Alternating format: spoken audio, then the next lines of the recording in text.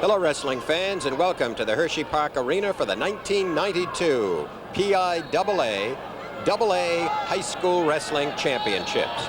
This is Shel Siegel, along with Larry Sheridan and Marv Walenzik, set to bring you for the 12th consecutive season all the action, color, and thrills of the best in high school wrestling through the remote television facilities of WLVT TV Channel 39, public television in the Lehigh Valley.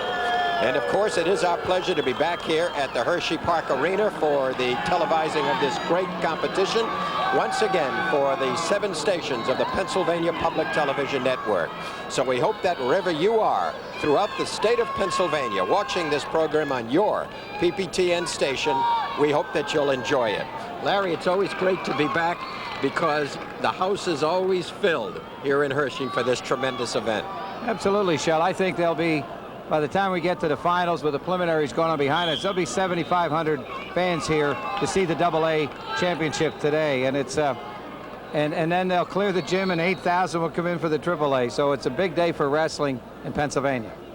Okay, let's take a look at the AA matchups. These will be the championship matchups that you're going to be seeing right here. And Larry, of course, sometimes goes out on a limb and tries to predict them. Fortunately, we're not on at the end of the telecast to find out how he does. But let's begin in the AA championships at 103 pounds. We'll begin with Andy Levan of Pine Grove area and Jason Betz of Warrior Run. Well, even though Betz is a freshman, Shel, I just feel he's looking great, and I feel Betz will win this one for Warrior Run. At 112, it'll be Kyle Rusnock of Catasauqua, District 11, with a 33-2 record this season against Troy Laudenslager of Line Mountain. I've got to go along with the Rough Rider out of Catasauqua. He's looking fabulous. He's really doing a job. He took 3rd 2 years ago and 5th last year, so he wants #1 today. At 119 pounds, one of the few unbeaten wrestlers that'll be matching off in the AA titles, it'll be Tomeo of Grove City and Tio Paci of Bethlehem Center.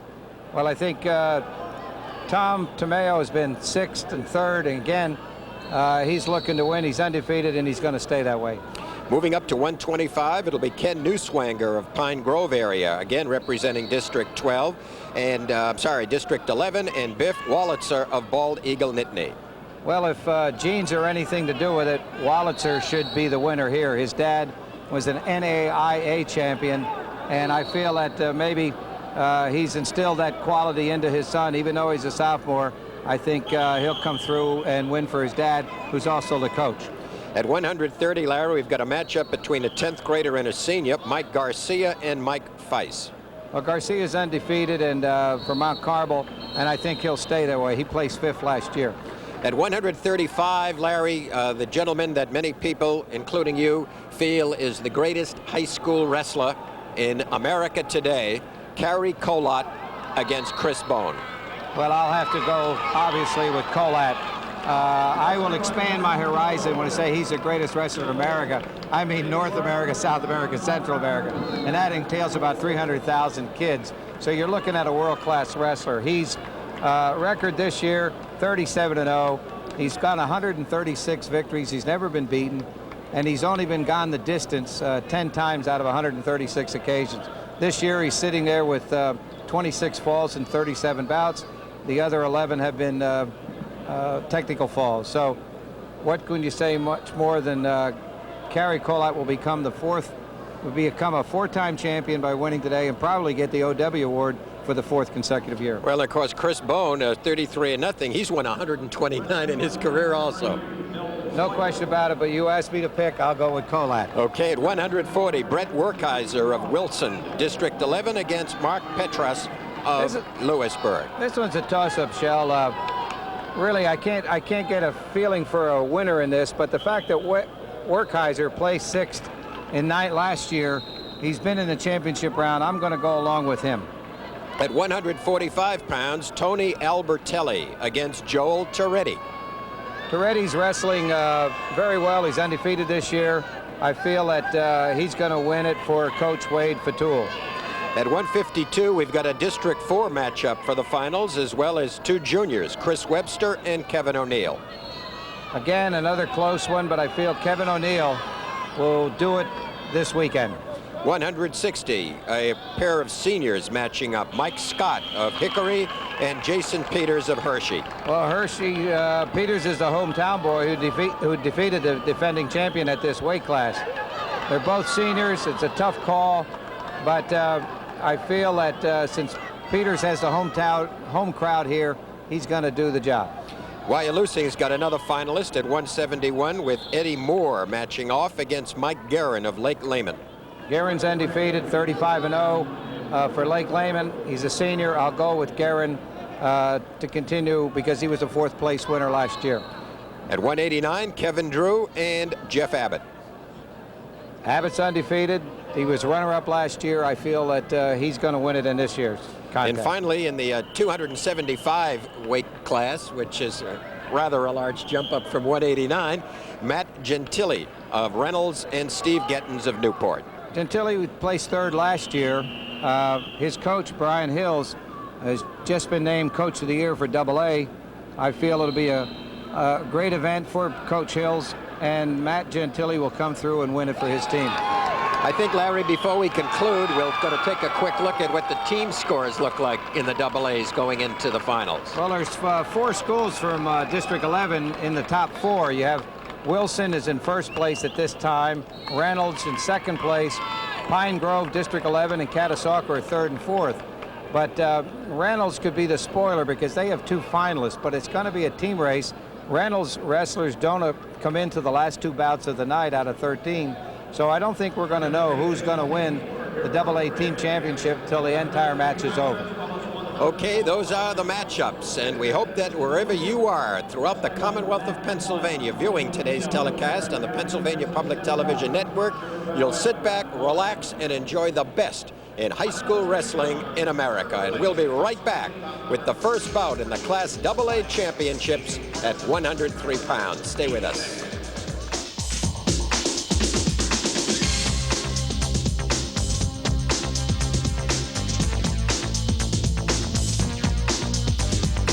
We're ready to wrestle. 103 pounds, Andy Levan and Jason Betz. And now the voice of Lehigh University Wrestling for 23 seasons and the PIAA Championships for 12, Larry Sheridan. Larry. Okay, stalemate neutral. Stalemate is neutral. It says the referee. They bring him back. On your right is Andy Levan. He's got the red anklet. And he's from District 11. He's 11th grader out of Pine Grove. Jason Betz, freshman. The only freshman in both AA and AAA. Representing Warrior Run, coached by Wayne Smith. Dwayne Moore, Pine Grove coaching, head coach, and his assistant on the screen. And of course, for purposes of television coverage, cooperation with John Hosage, Channel 39 has provided the wrestlers with 2 ankle bands of luminescent colors. Well, So I was going to say there is an improvement in the color because the green that has been selected by the NCAA is a green that if you have any trouble with any green, that's a problem. Let's go, guys. Action.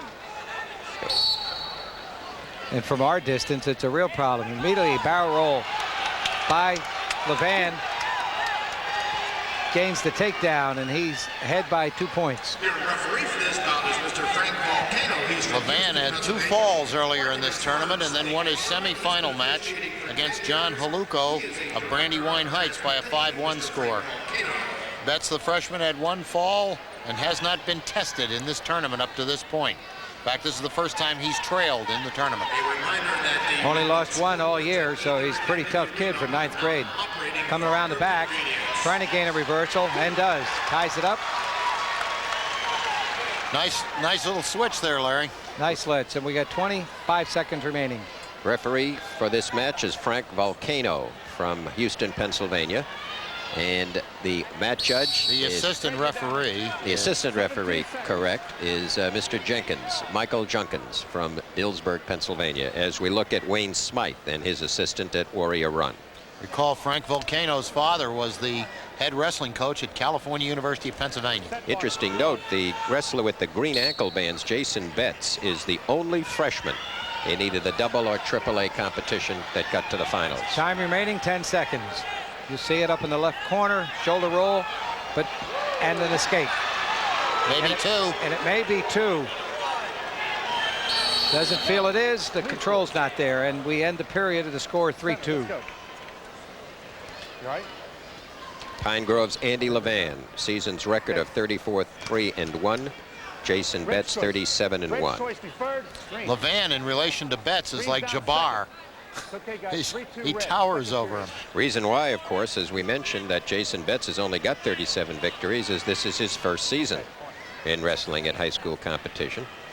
I think normally, Larry and Marvin, as we look back, we've usually seen maybe 3 or 4 freshmen wrestling. They're always only in the one. lighter weights. They're always in at 103, 112. They used to have a 95-pound class where you saw a lot of them. They dropped that weight class. Control still rests with Levan. But Betz is trying to break it. They're near the edge of the mat. And they are still in the same position as when they started. Top position belonging to Andy Levan, who's leading 3-2. Okay, you're on. Shel, you mentioned the crowds here, but there's not a seat in the house. And Bruce McKinney of Hershey said to us that it was 1,100 standing room seats sold on top of everything else. So if you give the public something they want to see, they'll turn out, and they've clearly shown that today. Also, the compliment here is that the wrestlers move it. The tremendous work of the people here connected with the organization in the city of Hershey. There's a escape goes, the score is now tied as they're near the edge of the mat. Center. And they're across the line. They go back on their feet with 1:13 remaining, second period. 3-3 the score. 1:13. Levan and Betz battling. Levan from Pine Grove and Jason Betz from Warrior Run. Referee Frank Volcano watching the action intently.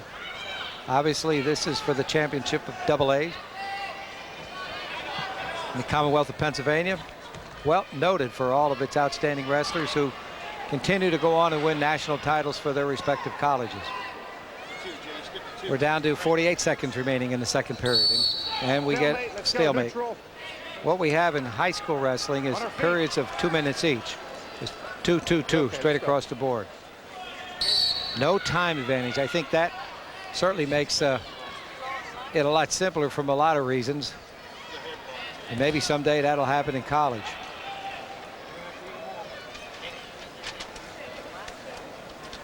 .30 seconds remaining in the second period. It's knotted at 3 each. That's a freshman with a remarkable 37-1 record. In on the leg, a rangier wrestler ends up on top and has a takedown as well as a cradle. He's going to have a hard time. But he's trying to do a roll through.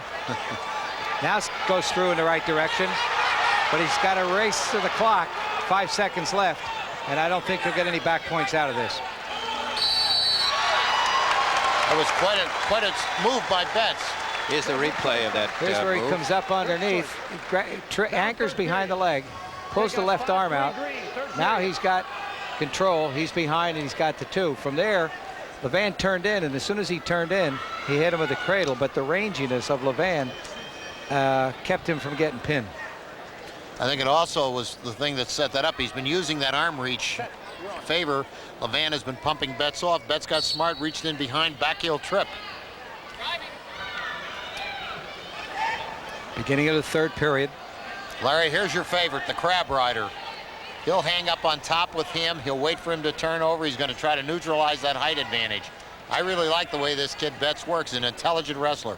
Freshman is really moving nicely, and I'm not saying he's freshman, but it's experience when you compare the two. You got 11th grade to 9th grade. That's 2 years experience, and in wrestling, that's extraordinarily important.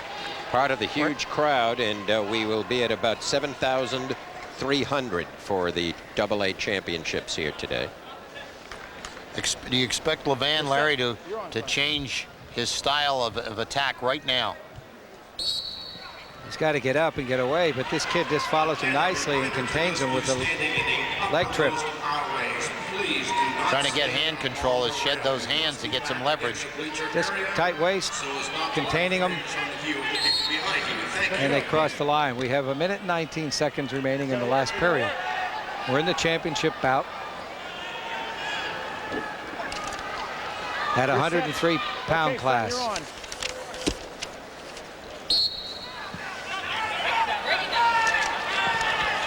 Still maintains control with an ankle ride.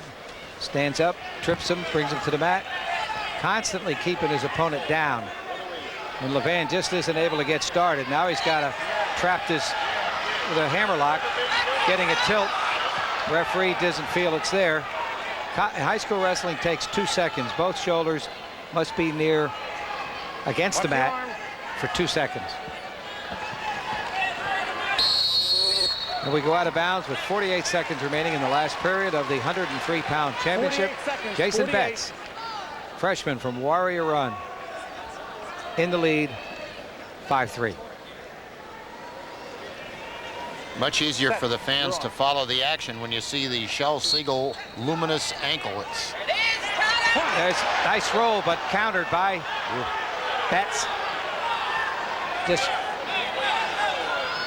getting down to 30 seconds now, and as the clock hits a half a minute, Levan knows that this is it for him. He's got to come up with a move.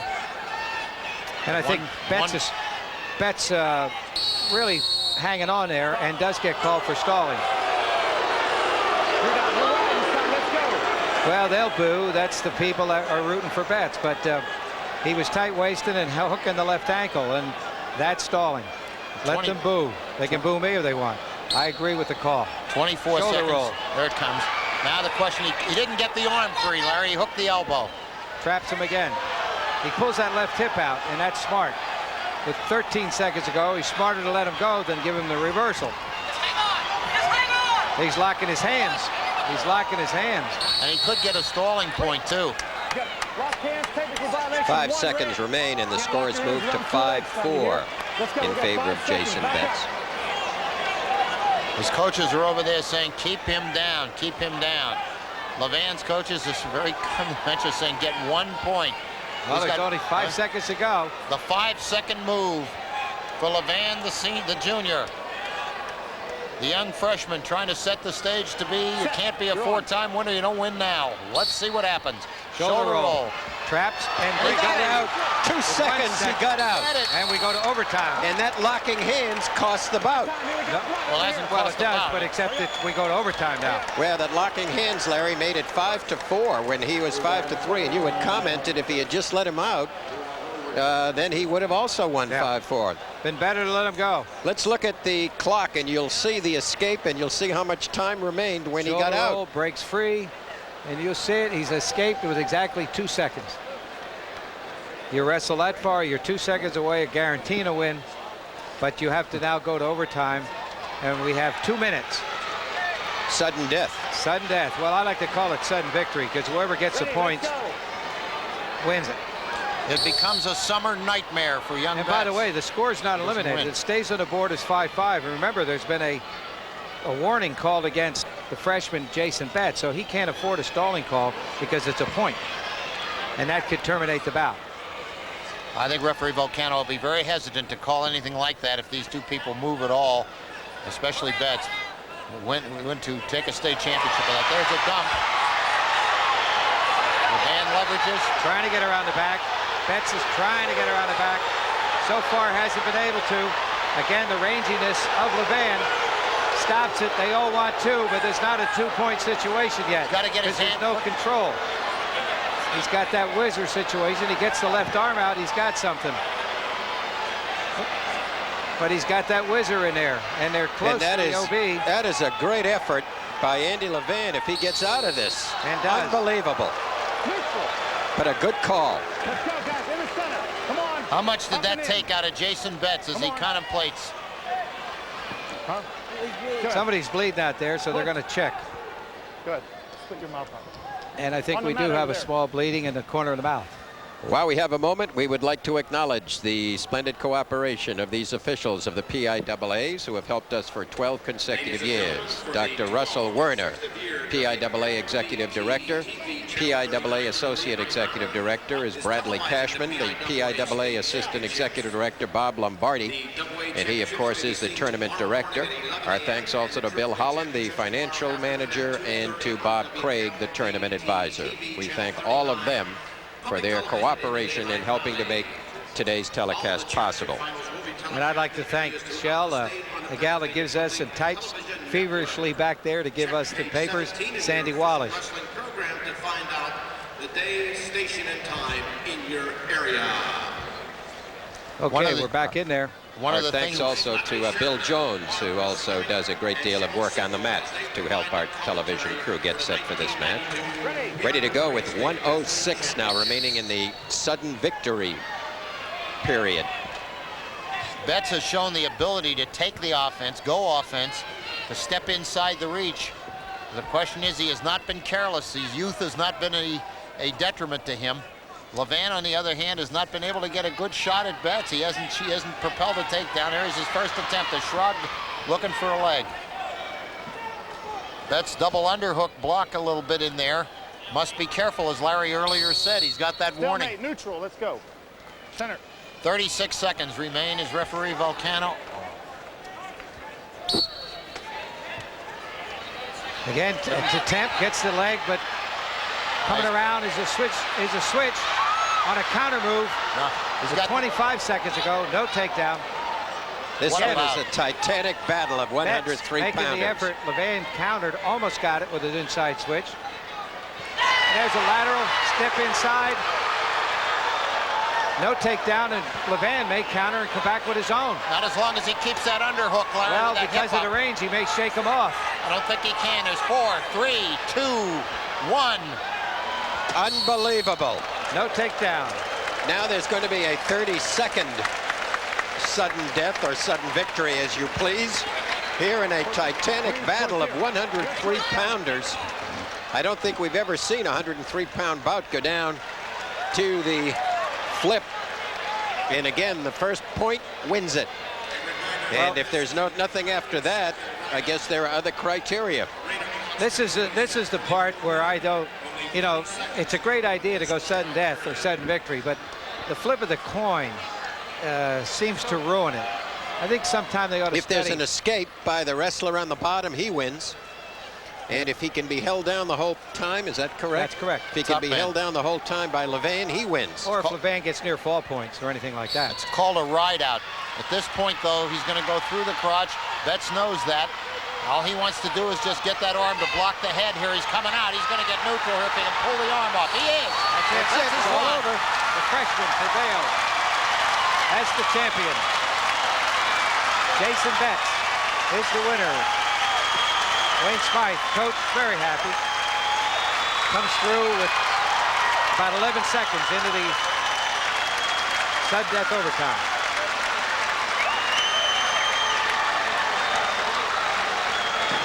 Here's the escape, Larry, and the championship. Stands up, goes around, traps the head, tries a hip throw, goes back inside. Watch the control with that right leg. Now he stretches it out, gets it away from any purchasing power on behalf of the band, and he ends up winning. Ready to go now at 112 pounds. Kyle Rusnock from Catasauqua High School, District 11, coached by Mike Connor. He's a senior. Against Troy Laudenslager, a sophomore from Line Mountain High School, District 4, coached by Dennis Erdman. Rusnock has won 121 times in his career, and Laudenslager has 62 victories in his career. We pick up the action in the second period. Catasauqua's Kyle Rusnock with the red ankle bands, District 11, against Line Mountain's Troy Laudenslager, a sophomore from Line Mountain High School, District 4. The Rough Rider goes inside again, trying to gain a reversal on that sit out. Laudenslager of Line Mountain maintaining control, and it could be here for a long time unless Rusnock decides to do something and the referee says, let's stop this, start all over. You heard the instructions to Laudenslager, grab your own leg, and that's what locked him together to prevent Rusnock from splitting the legs and getting inside to take the leverage for the takedown. Almost an escape, but it doesn't happen. Laudenslager goes down on those legs constantly, maintains control as they cross the line. Same way, fellas. Ready, down. Dennis Erdman and his assistant coaches at Line Mountain. Dennis Erdman is an excellent wrestling coach, and certainly has shown that by wrestlers that he has produced and sent on. And in this situation, you can hear him actually guiding Laudenslager. Laudenslager's got to get off those hips, so he's just riding free. Looks like a reversal's coming in with a cradle, and does. It's going to be a 2-point reversal, but I don't know if he ever got to 2 seconds on the count. I couldn't tell from this angle. He does. Yeah, I think he had one in hand, Larry, when he hit the second count. John Osage was explaining to us that many officials, and people should know this, have already begun a count before they start making any sort of demonstrative announcement, so that sometimes when people think they see an official's arm go 1, they think that's 1, but it's not. He may have count in hand already. Look at this again. Hit the deck, takes that inside switch, actually just bounces off the elbow and comes around, works feverishly up to lift that leg, then says, hey, I got a cradle situation here. He said, I think I'll join the 2 together. Yeah, he could have just taken his 2 right then, Larry, without taking the shot at the cradle. So that was good work by Rusnock. That 40 seconds left, second period. Catasauqua Rough Rider on top by 4. Working that tight, that arm, Larry, he's going to crank that. He's got the arm, he's got it doubled, good control. Going to go through now to butcher it. Laudenslager clears the arm. Team championship is really a toss-up between Wilson High School of District 11 and Reynolds of District 10. Pine Grove and Catasauqua are 3rd and 4th. 1, neutral. Now we have an escape. Neutral. And the period Inside, has 3 seconds left. Mike Connor and his assistant at Catasauqua High School, coaching Kyle Rusnock. Catasauqua's Matt senior. Gerhard, a former champion from Catasauqua, 4-timer. Green chooses bottom. 4-1 red. Third and final period coming up. There aren't a ton of those 4-timers around, are there, Larry? Well, we're going to see one that has an opportunity to become one later on today at 135. Kolat goes after his not only his 4th title, but his 4th OW. Is there ever been a wrestler to go through the states who was a 4-time champion, undefeated, or has there ever been a wrestler who has gone through the state undefeated as much as Kolat? Not numbers-wise, no, because in the old days when guys were going through undefeated, they were only wrestling, you know, in their career 80 times. Now they do 130. 1:45 remaining in the second period. Shoulder roll, trying to trap him. We got a count of 2. He trapped him. We'll get a 2-point near fall. So it's a 6-1 lead in favor of Kyle Rusnock of Catasauqua. I think Rusnock's experience shows in this bout. He's a senior. Laudenslager is a sophomore. You know, as a matter of fact, there's just a few sophomores in the lineup tonight. 1 freshman, and I count 1, 2, 3 sophomores out of 26 wrestlers out there.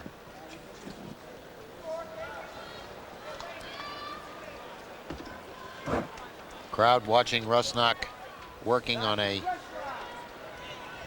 1 minute remaining in this final period. Slowed down action in contrast to the 103-pound class. These kids, and I say kids, are all 16, 17 years of age, have been working hard the last couple of days. And sometimes when you get to the finals, not only is it nerves that slow you down, but fatigue sets in.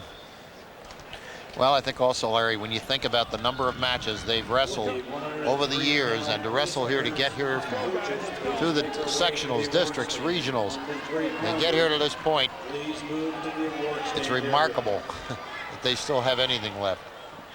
It's a grind. Rusnock's done a good job controlling the arm when he's come across with a tight waist and locked it, but at this point, with 22 seconds remaining in the match, he gets nailed for stalling because he was sitting back on his haunches, just hanging on. As that 5-point lead, he's going to take that first stalling warning as long as he can because of the impact control he has. Laudenslager has been unable to generate any offense. Well, that's right. He does look tired. He's just not really making any moves off the bottom, and it's not been very difficult for Rusnock to ride him out and maintain control, and he will win 6-1. Catasauqua High School. And so District 11 has their first champion, Kyle Rusnock from Catasauqua High School, who was 3rd in 90, 5th in 1991, and he brings home a championship to Catasauqua High, and Coach Mike Connor 6-1 victory over Troy Laudenslager of Line Mountain. You want to know where Catasauqua High School is? Just north of Allentown Bethlehem Easton International Airport. That's where Catasauqua High School is. Third place went to Isaac Greeley, Port Allegheny. Shell. Okay, we giving the awards now at 103 pounds. Sixth place goes to John Haluko of Brandywine Heights. In sixth place from Brandywine Heights, John Haluko. Fifth place. Fifth place from Reynolds, Jonathan Hazy of Reynolds. Fourth place to Chad Kime of Betz Center. Third place from Tyrone High School, Jason Parks. Second place, Andy Levan from Pine Grove, and the PIAA champion at 103 pounds from District 4 Warrior Run is Jason Betz.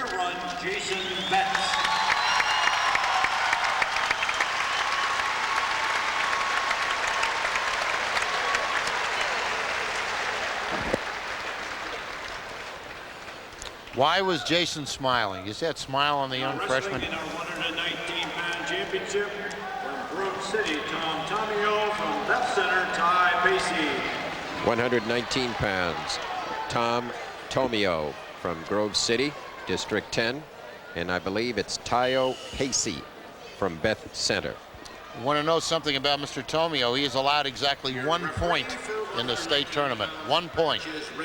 He won 11-1, 9-0, and 6-0. So he hasn't been scored on since Jim Coker of Penn Argo got a point on him in the very, very first bout of the AA tournament that Tom Tomeo wrestled. Paci has a fall and one tight win over Dave Myers of Maplewood. Tomeo's in on the leg. Both juniors. Stalemate. Referee Rimple Nothing short. Don't be calls short. to the stalemate. Grove City coach Marty Ruley and his assistant. Both juniors. Grove City, of course, District 10, Betz Center, District 7. Tomeo has a career record of 104-8. Paci a career record of 77-23. District 10 and District 7. Tomeo third in 91 and a sixth in 1990. He's certainly an experienced wrestler with over 100 wins to his credit, undefeated this year. Tom Tomeo, along with his green Shell Siegel psychedelic anklets, has some nifty sneakers, nifty wrestling shoes on. The color scheme is brilliant.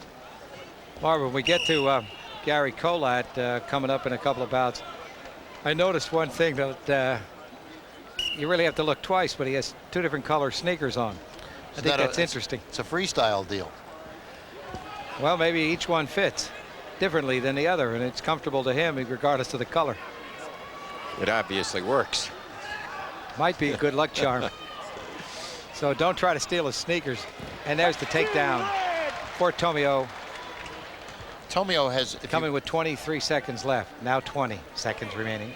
Watch Tomeo through this tournament, and you don't get the sense with Tomeo that he does anything spectacular. He, however, does not make mistakes. He's an excellent rider, and he is a very, very adept. I'm just going to watch on the edge of the mat here. He's very, very adept at controlling and anticipating. Very tough to score on Tomeo because he has a great sense of what's coming.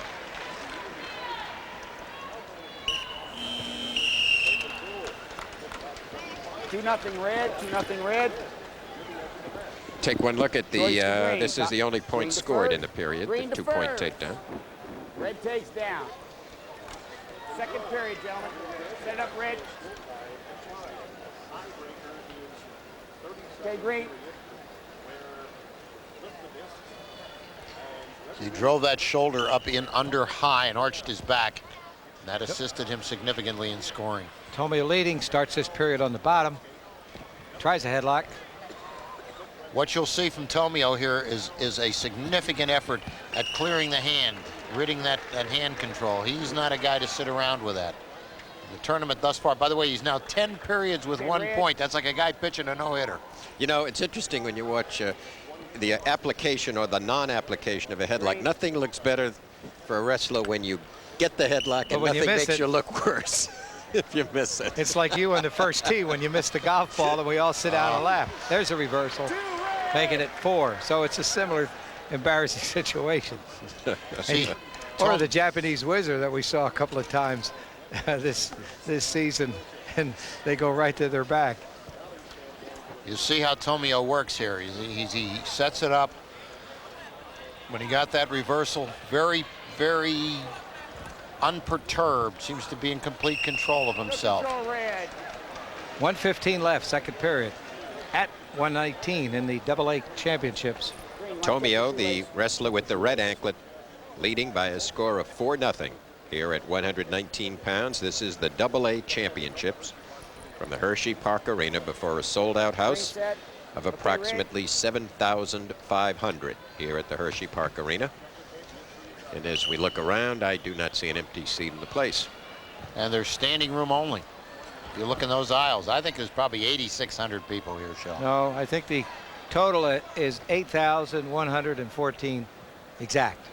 The winner will get your necktie, Larry. That's it. 57 seconds remaining. The winner should get to burn his necktie. People, style. You'd never learn anything at Brown University. Everything up there is cold and dark. Someone asked us where we got the psychedelic ankle bands, and we did say that we tore up a lot of your ties in order to make them, Larry. You know, I think an interesting thing, this is the District 10 Tomeo and District 7 in Paci, and also Northwest Region and Southwest Region. District 10, of course, is composed of Erie, Warren, Crawford, Mercer, Venango, and Forest counties. We have red. District 7 is Lawrence, on top. Beaver, Butler, Armstrong, Westmoreland, and part of Allegheny. So when you're in a top position, he nails him for stalling. So he stopped the bout. Now we start with 30 seconds remaining in the second period. For those who wonder and ask what's the difference between AA and AAA, my information has it that if you have 282 male students in grades 9 through 11, that's 9, 10, 11, those 3 grades, you are a AA school. If you have more than 282, you're a AAA. However, a AA school can compete up into AAA if it elects to do so. With 5 seconds left, the score is still 4-0 in favor of Tomeo of Grove City. It's also important, I think, to understand that a AA wrestler is not an inferior wrestler to a AAA wrestler. It's a matter, I think, sometimes that maybe in a dual meet teams where, because the AAA teams are larger in population, they have more to pick from, so to speak, and in dual meets that might make a difference. It makes no difference when you get these kids, because there's many here could win in either class. And of course, Cary Kolat is a AA wrestler. So anyone who subscribed to that theory, Marvin, has instantly been proved wrong by virtue of what we're going to see in a few minutes. It might be proved wrong about what we've already seen here. But you're right, when you come to Kolat, you're going to see a very special guy, and I think everybody knows that. And I think there's an awful lot of people here today to see him, and I'm sure there's an awful lot of media coverage represented here today to see the guy that I have billed as the greatest wrestler in the Americas, from North America down to South America. So think about it that way. My concern is not that particular. There's an awful lot of pressure on him tonight. Well, that class of distinction. Now, when you start to get the Bulgaria and the unified teams, and he's won in the international competition in Eastern Europe. This summer, he won the French Open. So, you know, you got to take into fact he's 17, and there's an awful lot of pressure. He's now coming up because everybody knows he's setting all kinds of records when he wrestles tonight. If he wins. 100, he'll finish his high school career at 137-0, folks, and four state champions and 4 OWs. I mean, 1 minute left. Another stalling or stalemate this time. Yeah, still Here's the 4-0. trophy that the team trophy that is being wrestled for here in the AA. And at the moment, as Larry mentioned, this one's going to go right down to the wire between Wilson, Reynolds, and Pine Grove. And Catasauqua has more than 48 at this point also. 44 seconds remaining. Still that same 4 points. The takedown and the reversal. And that's the only action we've had in this battle to this point. Now Mr. Tomeo has gone 11 periods and allowed 1 point. Got his head underneath now. I don't know what this possible score here, because Paci knows he's down to 30 seconds. I mean, you don't need to hold anything back when you're down 4-0 at 30 seconds. You might as well lose 10 or 12-0. That's correct. You got to shoot something. And with 20 seconds to go, he's got to come up with a 5-point move to win this. Trying to get that dump, Larry, and maybe get a chance to go to the head and tie. But he's just got to take his chance. Oh, nice pick. Maybe quit. Got a knee trapped in there. It was a great shot, though. He went right off. He timed the whistle perfectly, slid right under, and picked that ankle. 15 seconds left. You see the time remaining, and that's how far Tomeo is from winning the AA championship for Grove City. Tomeo gets another takedown, and it'll be 6-0. Final score. So Tom Tomeo of Grove City becomes the PIAA champion at 119 pounds. Tio Paci of Betz Center is the runner-up. You have to love Tom Tomeo, who in 4 matches allowed 1 point. 1 point. Last takedown coming up. Just duck, slide, up underneath, comes around the back. Nice move. Slightly risky, but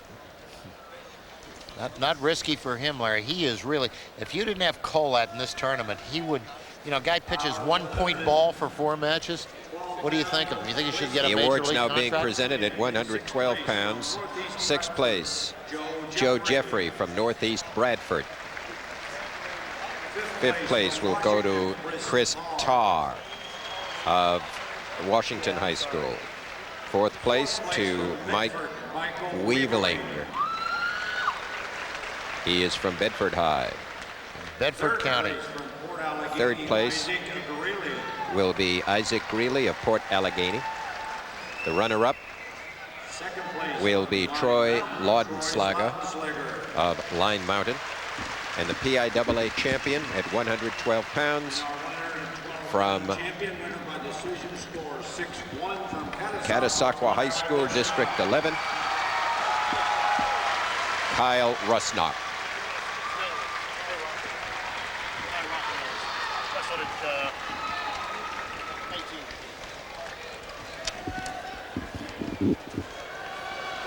Ready to go at 125 pounds, Ken Newswanger from Pine Grove area, coached by Dwayne Mora. He is a senior, and his opponent, a sophomore from Bald Eagle Nittany High School, coached by Biff Walizer. District 6 will be Biff Walizer. We pick up the action in the 2nd period here at 125 pounds, AA championships. Ken Newswanger in the red ankle bands from Pine Grove Area High School, District 11, and Biff Walizer, sophomore from Bald Eagle Nittany, District 6. Come on. A lot of match left, Okay, get set, go ahead. The referee advising the wrestlers there's a lot of match left. And he's right about that.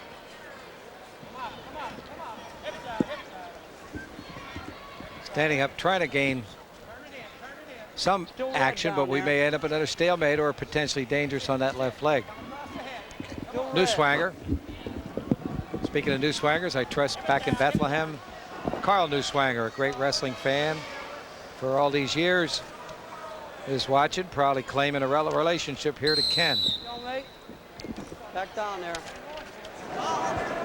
Bald Eagle coaches Biff Walizer, who is the father of the wrestler you're seeing in the green ankle bands from Bald Eagle Nittany, Biff Walizer.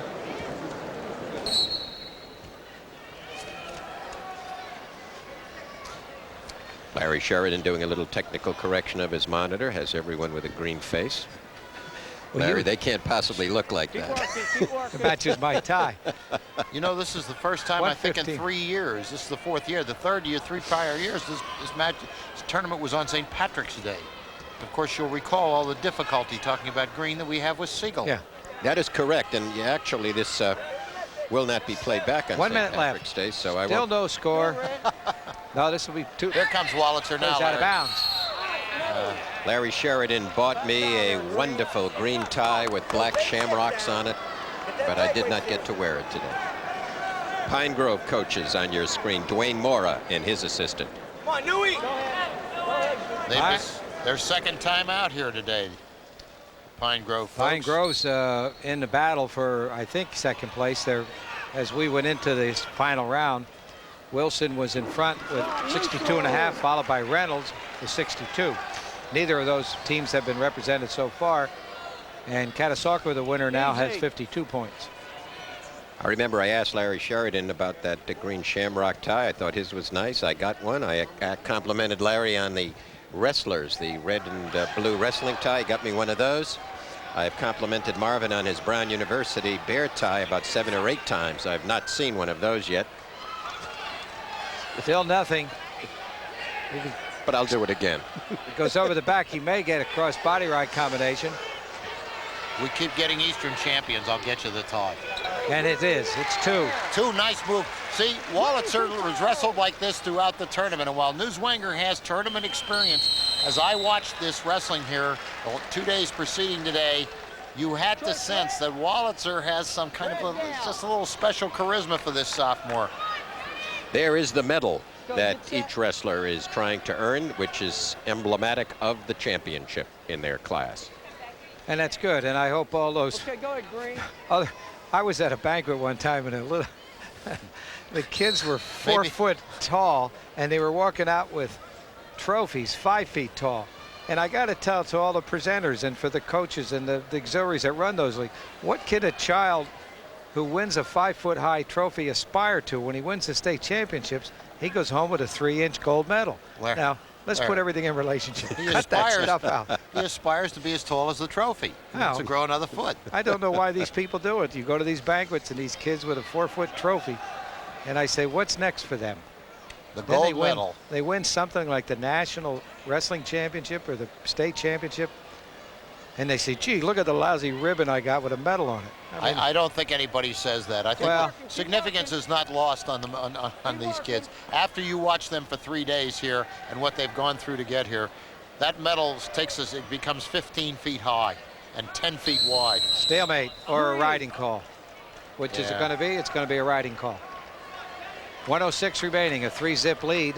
Okay, Red, A little disappointed here, Larry, because Walizer was really, in a sense, I'm saying disappointed. He really showed some great action throughout this tournament. He's a 10th grade wrestler, 10th grade student, and he's going to be back for a while, and he's in control. His dad is the coach. Biff was an NAIA champion when he was in college.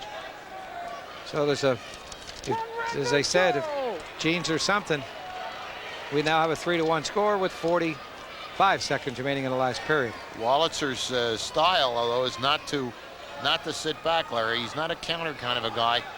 And you have Newswanger, who now knows the time is running down with 30 seconds, and he's been a bridesmaid once, and he doesn't want it to happen again. Neutral.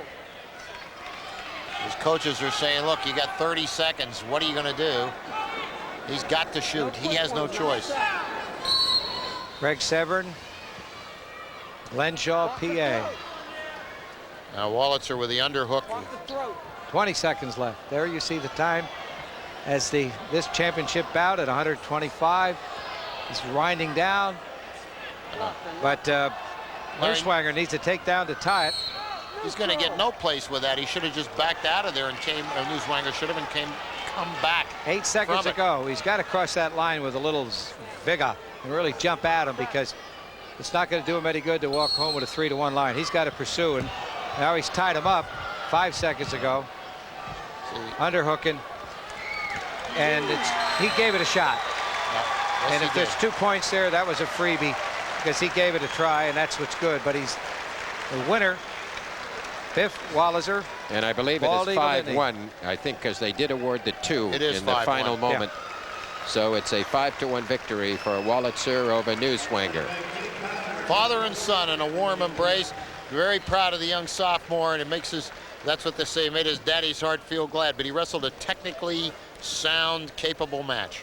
Awards are now being presented at 119 pounds, coming up in just a moment.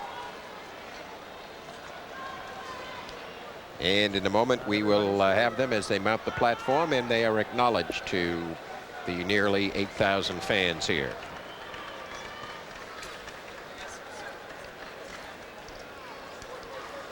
Take a while to get that group together. I'll at least mention half the Hall of Fame winners. We have Bruce Baumgartner as a wrestler. We all know him. We'll get to the rest of those in a moment, Larry. Sixth place goes to John Beckner from Hanover High School. Fifth place to Jason Mutarelli of Catasauqua High School, District 11. Fourth place to Clay Gooch of Coudersport. Coudersport. Third place, James Coker from Penargil. Marvin left out the third place. Second place to Tio Paci. Cucker won third. Second place, that's right, Cucker took third place, and Paci was runner-up. And the champion, 119 pounds, Tomeo. was Tomeo, Tom Tomeo of Grove City, District 10. We'll be back with continuing coverage of the Class AA, PIAA Championships from Hershey, Pennsylvania in just a moment.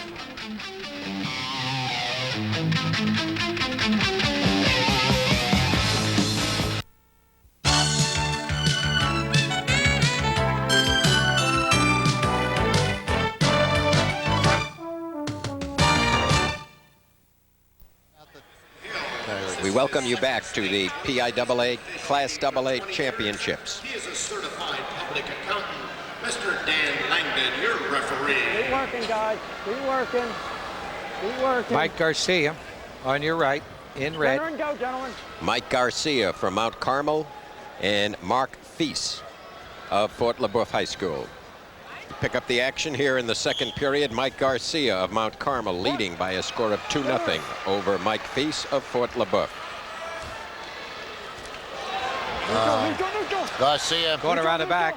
So no takedown so far. It got the escape. Trying to come around, make it a takedown, and does. Now leads by 5. I was advised earlier Garcia even lost his wrestling equipment in the fire, and a sporting goods store came through with equipment for the kid. And he's seeking to become Mount Carmel's first state champion since 1969 in that great football town of Mount Carmel. Who was Mount Carmel's last state champion? Now, I know. Well, then tell me.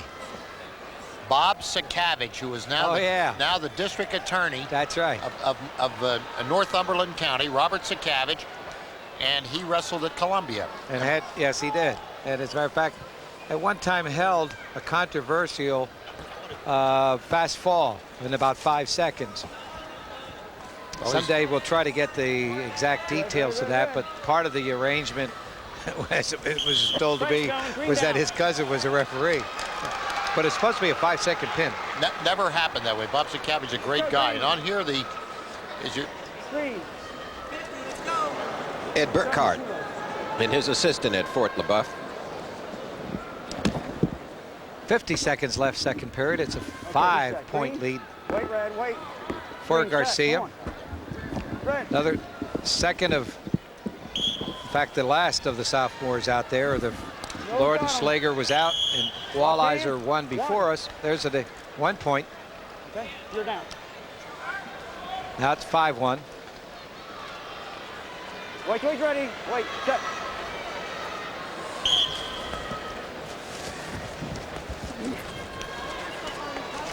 Keep working, keep working, keep working. Heavy guard, heavy.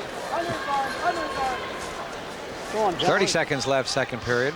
Bill Keene reminds me that Mount Carmel's head coach, Bucky McCollum, and Lewisburg head coach, Wade Fatul, were high school teammates at Schick. And both finished third, interestingly, in the first year that there were consolations in the PIAA. And I'm really glad that you 10 did mention seconds the remaining. fact that, Marvin, that we have been joined once again by Bill Keene, who is sports director of WILQ and WLYC in Williamsport. He's been with us for 12 seasons.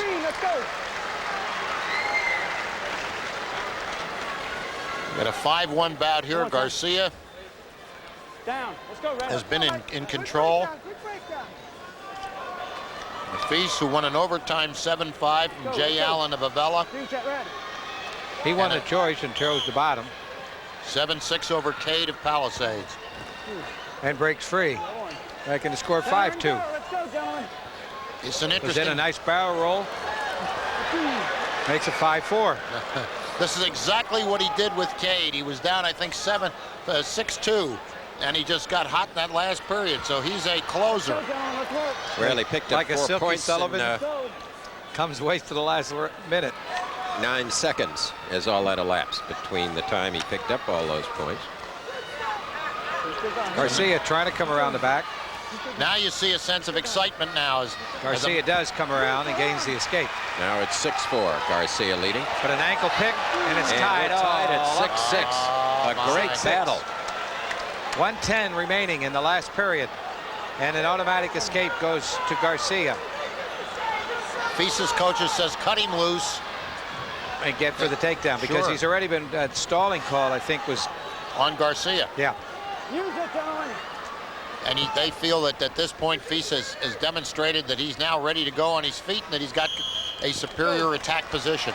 Well, he's got 50 seconds to go as this takedown comes up here. Just a nice duck under, takes the barrel roll, fireman's carry, and rolls it on through. Garcia has not been challenged in the tournament. He had a fall in the first match, 8-2 and 10-0. So He's gotten defensive in this last period, and it's cost him really 5 points. now he's kind of hanging out, Larry, although he's got the head underneath. That's helpful to him. Feiss has got to get that head away. 30 seconds ago, he shrugs, misses. 7-6. Time running out. Garcia leading. Only 20 seconds left to go. And it remains to be seen whether that giveaway escape could possibly cost him the match. Let's see. Well, I think it was a Leads good the move. takedown. Because right there, he got 3 or 4. He got 2 quick takedowns, and he felt within a minute, he said, hey, I'm better on my feet. But he didn't attack this last 20, 30 seconds, and that could come from just being a little tired at this point of the tournament. And Great back. that's it. 7-6 win for Mike Garcia of Mount Carmel High School, who had a 5-0 lead. It was a great comeback by Mike Feiss, but he loses by a point. Well, as you see the embrace over there for Garcia and McCollum and Mike. Mikey's great. Do you see that red color up there, that Mount Carmel enthusiasm, that innate enthusiasm? You must also feel for Feiss, who got started finally in the third period and really came back strongly. And now we have some things. And in just a moment, the awards will be presented at 125 pounds. Off to the left.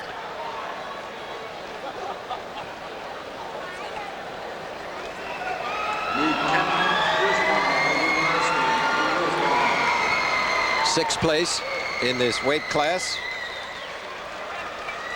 as they mount the platform. Actually, what they're doing is waiting for the number 1 and 2 wrestlers.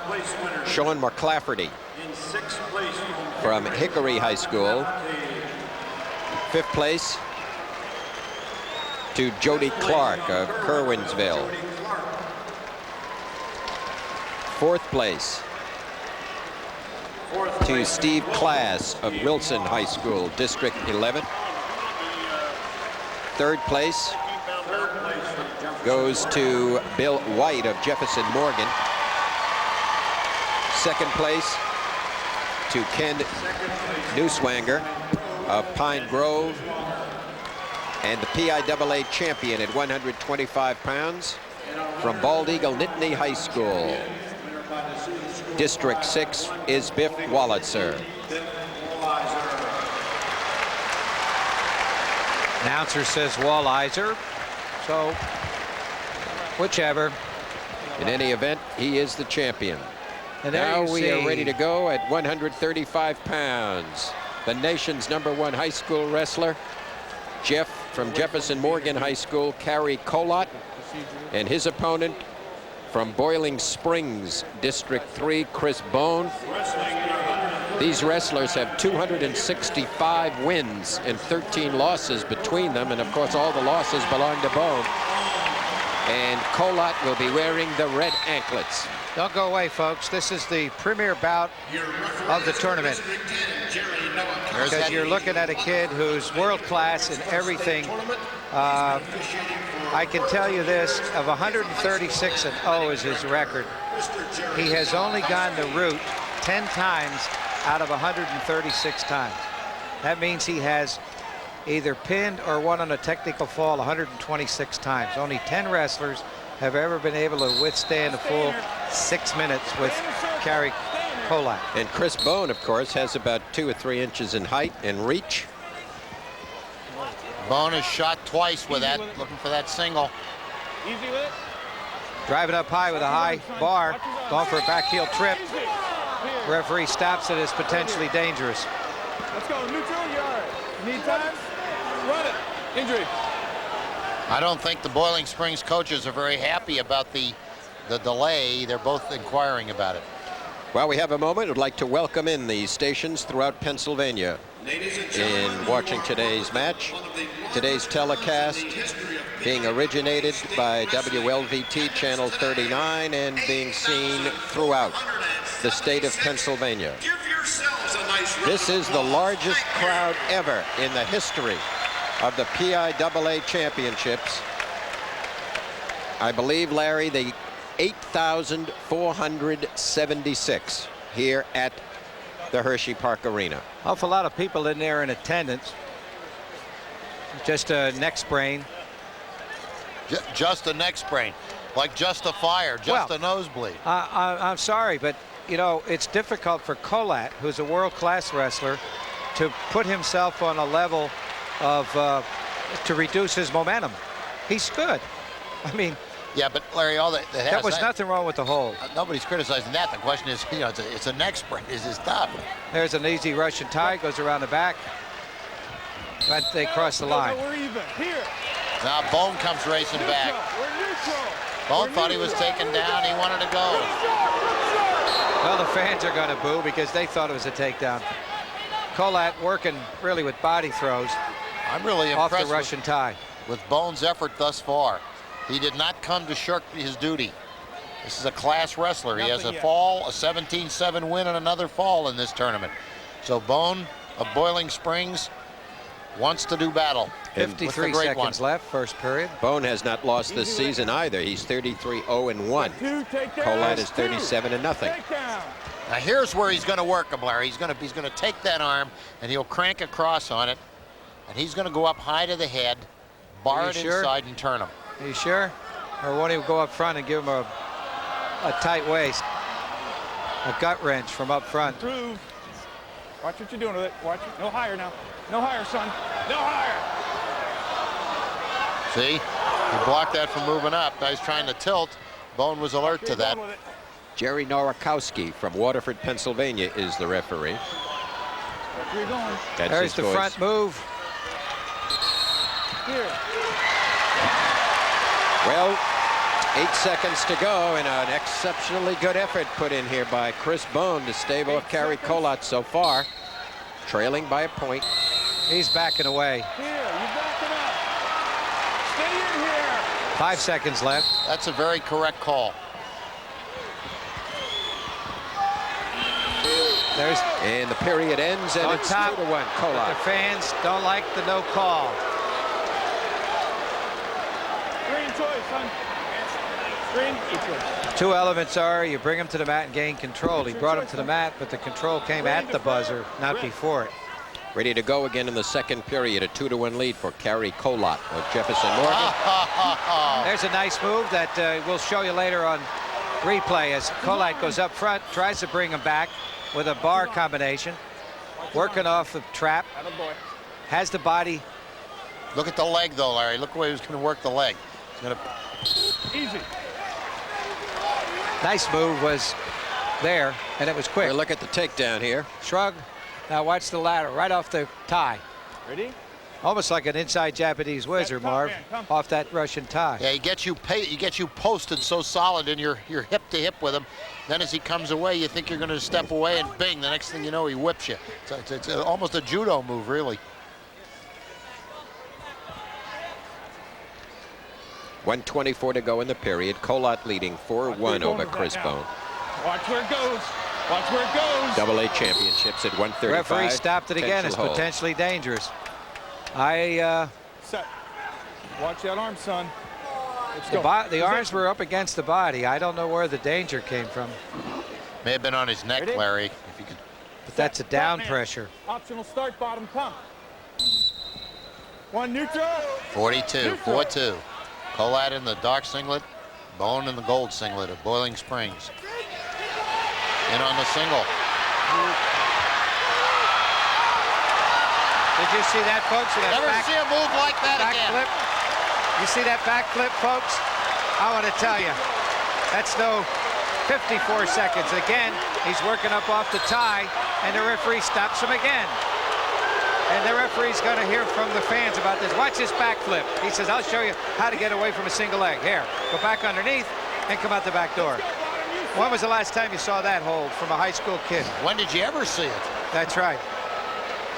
That's something beyond belief. He's learning that down in Philadelphia when he's wrestling with those Olympians. Got a 6-2 lead. 48 seconds. Got that arm barred again, Larry. He's got that wrist. The referee stops it every time. Keep it on the back. And of course, Kolat's not quite sure what to do with that since it's been stopped every time he's applied it. Easy with that arm. Now he'll take Half a a minute. gut wrench right from there and hit him. Now, I think he's concerned about it. He's going to cradle him over. He has no points there. No, he's got to bring him back to the center. And Bohn not willing to wrestle him. Has been defensive in this entire situation, and that might satisfy some people, but that's not the reason to be out there. 12 seconds remaining, second period. I don't, 12 Larry, seconds. From Bohn's perspective, it's really tough to figure out when you're wrestling a tornado what you're going to do, because this guy I give Bohn a lot of credit for hanging as he has. If you see what other people did against Kolat in this tournament, I mean, Bohn looks like a feature performance. Bohn has not lost this year, but he's trailing 6-2. And as I said, one of the few guys that withstand. Top and pump. Kolat is a superior wrestler. Unbelievable what he does. And you got to understand that he's wrestling a wrestler that's won 129 times in his career. Period ends, and it's a 6-2 lead for Cary Kolat. Ladies and gentlemen, we are going to show you in slow motion something you may never see again. Here it is, Kolat's move. Incredible. We kind of let the picture speak for itself, folks. A backdoor special. Gives the escape. He wants to wrestle him with this Olympic style. The third period. Best part of that move was he then converts it for 2. Injury time. Run. He's hurt now. 2. Injury run. He did an inside roll off that tie, and we may have. We'll take a look here, and I think that elbow was really yanked there. Just pressure. Well, let's take a look now. It's right on that left elbow. And we'll take a look at it. See, he works off the Russian tie right here. Then takes the throw. It's almost like a wrist lock going up against the body. I think Larry, what he does is on that tie, it's a little different. He doesn't use the 2 hands out as a prop. He pins the arm inside. close to his body. And then when he came, actually when he spun away from him, it was at that point that it seemed he went to the legs and the arm was just yanked. 1:48 to go. It's a 6-3 lead. Bohn trails by just 3. Wait, I guess we have a injury time default. Shake hands, fellas. I guess that's it. Congratulations, guys. Good job. Kolat. Bout ends, default. By default, Kolat wins, remains undefeated. Well, Cary's not happy. I guess He wanted to wrestle, but Bohn is unable to didn't finish. happen. But that comes with a level of skill, of super skills versus good skills. And a standing ovation by this crowd of appreciative wrestling fans who realize that he is, without a doubt, the best all the way around. A nice hug and a kiss for Mom and Dad up there in this crowd. And that's the first thing he did. Head off the mat and say hello, Mom and Dad. It concludes his high school career.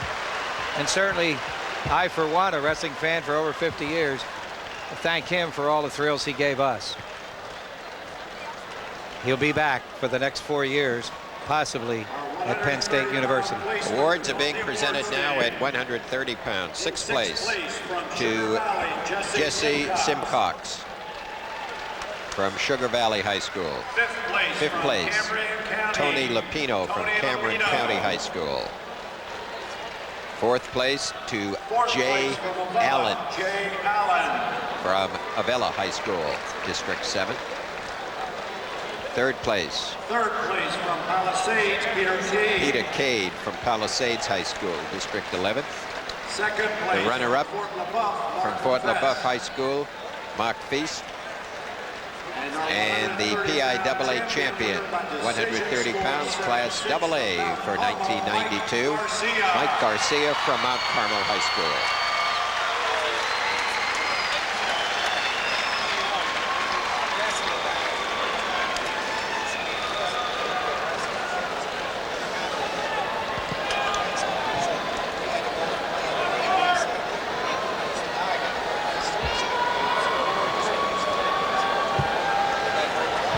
Michelle will be coming back soon to the world of human beings with Kolat. Kolat we raved about Ty Moore several years ago, but Ready to go now Wow. at 140 pounds. From Wilson High School, District 11, Brett Werkheiser, coached by Tom Heilman. And his opponent with the green ankle bands from Lewisburg High School, District 4, coached by Wade Fatul, senior Mark Petras, and Mark Stevenson of Doylestown is the official. and the chief himself is the assistant referee, John Osage, Dr. John. This will be a good bout. Both men are aggressive, tough. They grind. I would think that this will be a bout where there'll be some good shots. Wilson in Wilsonboro next to Easton High School. I'll get into that battle again. From District 11, 11th grade, Brett Werkheiser. Back up. Wilson coach Tom Heilman and his assistant on the screen. I'm always impressed by the fact that some of these coaches look like they could still go, and they do every day. It's the most unique relationship that there is in sport. The wrestler and the coach are actually competitors on a daily basis. Werkheiser in on that leg. Has to bring his opponent to the mat, but nice move by Lewisburg's Mark Petras. Petras is an excellent wrestler. I was very impressed by him in the preliminary rounds, and Werkheiser has been a bear. 13-2 and 2 falls. His brother was champ last year, Werkheiser. Kyle, as Brett gets the takedown. He's a junior.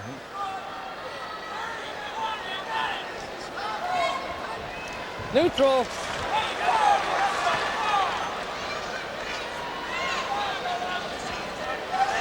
Now in on a leg this time as Petras tries to bring his Pick it man up. to the mat. Trying to go for a back heel and gains in this, gets away from the situation. Still 2-1. 14 seconds left, first period. Brett Werkheiser Work the center. from District 11. Wade Fatul Lewisburg head coach, and his assistant. Werkheiser in, but the period should end before any score comes. And that's the way it does end, a 2-1 lead for Brett Werkheiser of Wilson High School. It's interesting to watch the interplay between the officials. Red shoes The is assistant down. referee, as you know, has only recommendatory power. He cannot change a ruling. He can only talk. And Larry, there's the Okay, Red, takedown. get set, please. Just drives right in, and like a Okay, football Todd. tackle, just come up on top, get that deuce. The assistant referee's position is to, and you see John Osage as you will, stay on the side of the mat, be out of the way, and watch, be in position to help with count or difficult situations. To be asked for opinions and advice. Excellent system. Werkheiser on top, maintaining control. Excuse me, Petras on top, Petras. maintaining control. This is one of his real strengths that I've observed, is that Petras is an excellent rider. He has a fine sense of wrist control, keeps his hips out balanced away, and he comes right off his Okay, feet. get set, Red, please. So he has good weight perspective.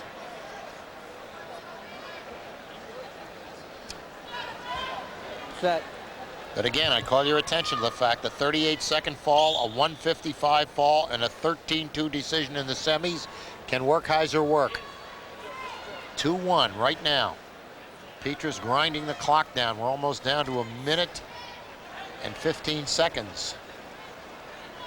As he's now trying to get a Turk. He's got the Turk in. Let's go. Work for the pin, Top. Work for the pin. Got a Turk and a power half. Maybe looking to get 2 legs in. And go. As we're coming up on 1 minute remaining, second period. Werkheiser's brother won the state championship last year at 160. Kyle, who was upset, Stalemate. I No believe in the action. Let's quarterfinal start. round No action. by Jason Peters, who's in the finals against Mike Okay, Scott. get set, Red. Peters from Hershey. Top. Yes. You're seeing the coaching at Lewisburg by Fatul. You're going to see legs. Werkheiser trying to get around, gain a reversal, but hasn't been able to get anything. Petras doesn't have much. He's just keeping that. He's keeping that leg in a Go ahead, Top. position Work to for Turk, and he's looking for either the bar or to take the arm through. He's a little vulnerable right now. His hips are low. He's got to shift out that left leg. He'll be in business. And cut scissor through, but he hasn't been able to. Now he's got it out. 2 points. And there's the reversal.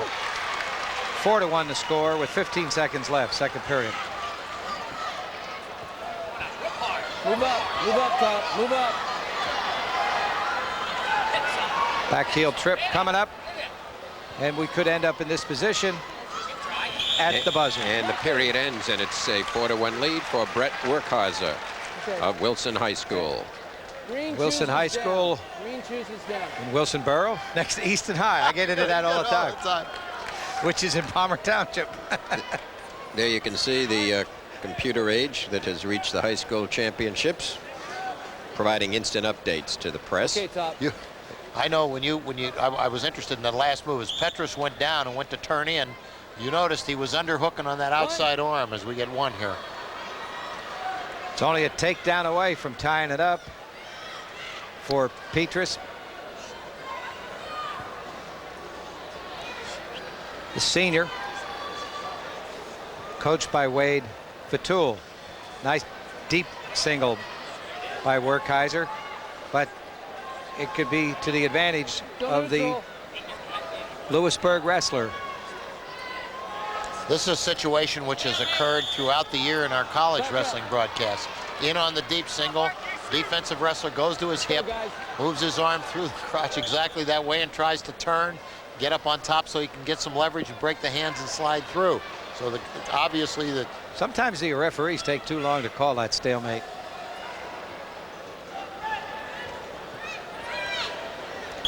Out of bounds. Out of bounds, guys. Foot on the line and you're out of bounds. Injured, son?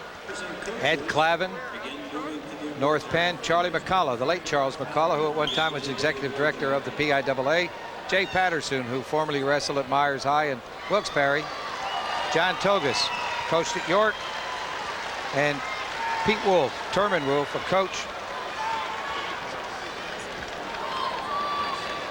at Hughesville High.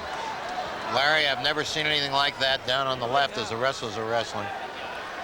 Ready to go in the third period here. 45 seconds to go. It's still a 4-2 lead for Brett Steps across. Werkheiser. He may get a cross body ride and given the takedown, and does.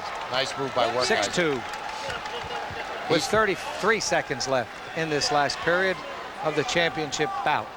Working that Turk, working it high, trying to keep his hips back. And Arms leverage it trapped out. in there, and he may stop it as potentially dangerous, and does. Stop. Now that time Easy. it was potentially dangerous on the arm there, guys. Larry, I never saw anything like this. There's about Cary 500 Kolat, kids right? down there trying to get Kolat's. Okay, get set. Well, there's no question about it. Look at that. Get a shot of that. There, Cary could be signing his name for the next 2 weeks. 20 seconds remaining. Just remarkable. Lock. Werkheiser keeping his opponent under control and is 10 seconds away from being the champion for Wilson. And following his brother's footsteps. Brett Werkheiser is the champion from Wilson High School by a score of 6-2 at 140 pounds. Runner-up, Mark Petras of Lewisburg High here in the AA championships. And in just a moment, we'll have the awards presented at 135 pounds.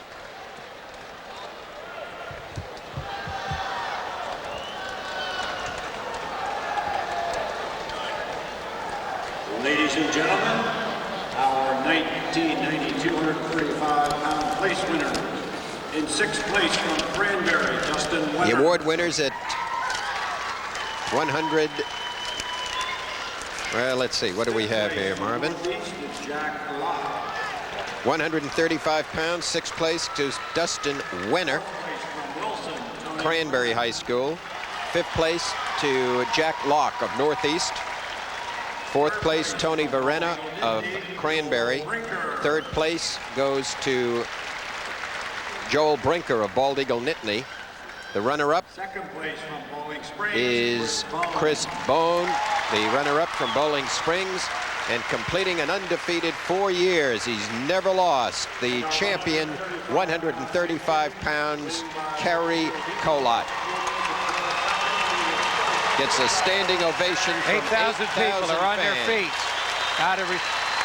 Letting him know what we think of him. Amazing wrestler. Finishes with 137-0. 4 straight state champions with a possibility of going for 4 straight OWs. And so on your screen, you see the greatest wrestler, perhaps in the United States. Certainly in the high school ranks, a world-class wrestler. And with that, we'll be back with continuing coverage of the AA championships in just a moment.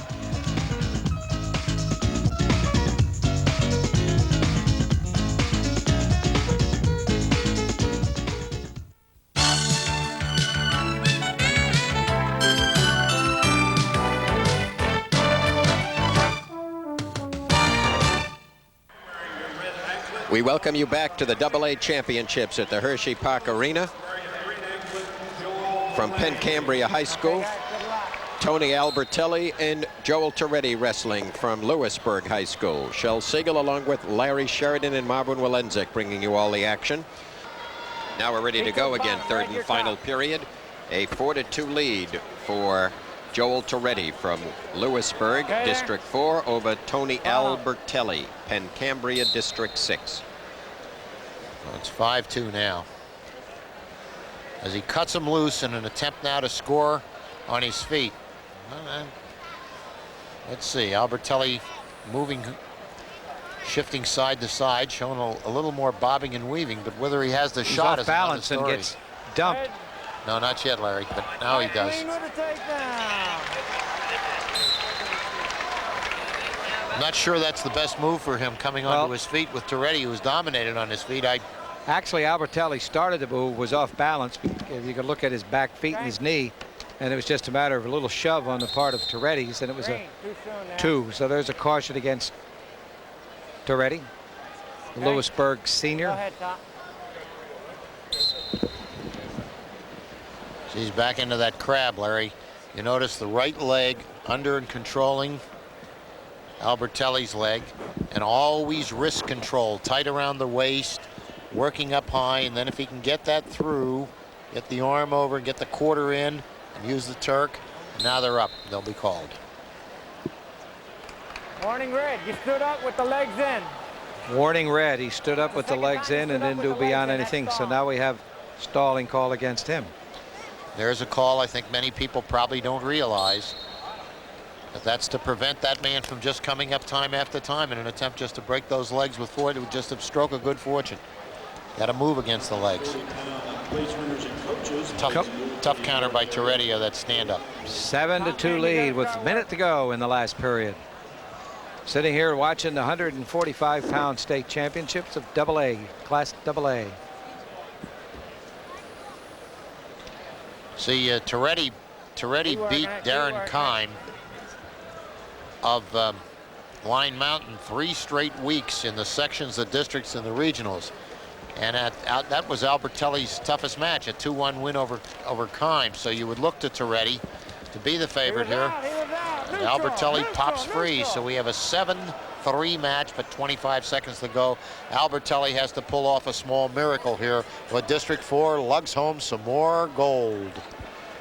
And Marv, I'll tell you later a story that was told to me by Norm Pavlasik regarding Mr. Siegel and myself, if I might have to blow a little horn, because we won't be at the NCAA tournament. But I understand that Shell and I were elected the National Wrestling Media Association's TV sports announcers of the year. Well, there's nobody more deserving of it than you and the big guy. And, you know, I wish I could go to Oklahoma to accept the award and thank that group, but I'm unable to make the NCAA championships this year. But the championships goes to Lewisburg's Joel Toretti. And I confused it with Greensburg because the uniform's green. Awards now are going to be presented in the 140-pound class. And in just a moment, the trophies down at that other end will be presented.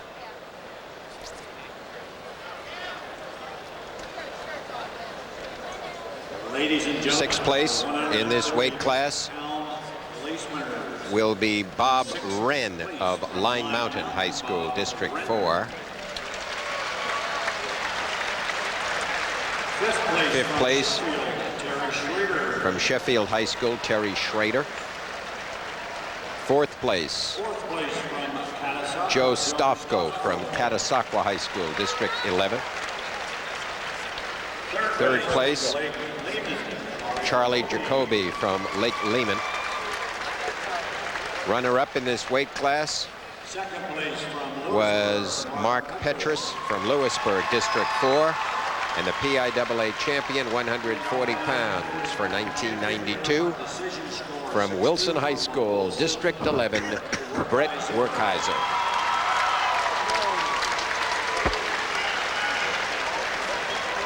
Well, that victory with Werkheiser, that adds 4 points to their team total. They now have 66.50 to runner-up Reynolds at 62. But Reynolds still has its only 2 wrestlers coming up at heavyweight, and we won't be able to tell you who's going to win the team title until we get something going there. But Abbott is favored at 189, so it could go right down to the heavyweight bout, where Gentili is going to have to win by either a major decision or a technical fall in order for Reynolds to capture the team title over Wilson High School. At 152 pounds, the championship matchup, Chris Webster from Sayre High School, District 4, against Kevin O'Neill from Wyalusing High School, District 4. O'Neill will be wearing the green, and Chris Webster the red. Both wrestlers are juniors, and O'Neill drops him to the mat, steps on top, gains the takedown. Mr. Robert Colgan, your referee. Kevin O'Neill, Wyalusing, District 4. I think O'Neill in the regionals was the champion at this weight class. So he's obviously, I think, beaten Webster before getting through the tournament. He may not have beaten Webster because Webster was third. The man who finished second may have beaten Webster. So you got Webster, who's kind of a Cinderella story. Yeah, 1 meets 4 and 2 meets 3. The official on the Looks mat like a reversal is about to Colgan. be given, and we have a 2-2 tie. Still got it? Restraint kept in there. And the assistant referee. But we may get for an this, escape now. assistant referee for this match, a very familiar name, Bruce Hasselrig. We'll look at this takedown again. His nephew was national champion. Steps over the top, missed a real opportunity for a double leg grapevine, and scores now 3-2. There was an escape given just as they worked off the edge at the edge of the mat. 40 seconds remaining first period.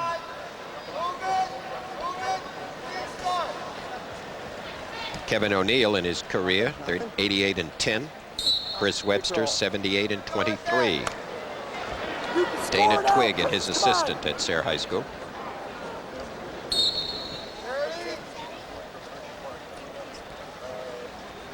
We regret in the course of our telecast that frequently we are unable to give you the name of the assistant coach, and we would if it had been provided to us, but we only have the names of the head coaches listed in the programs.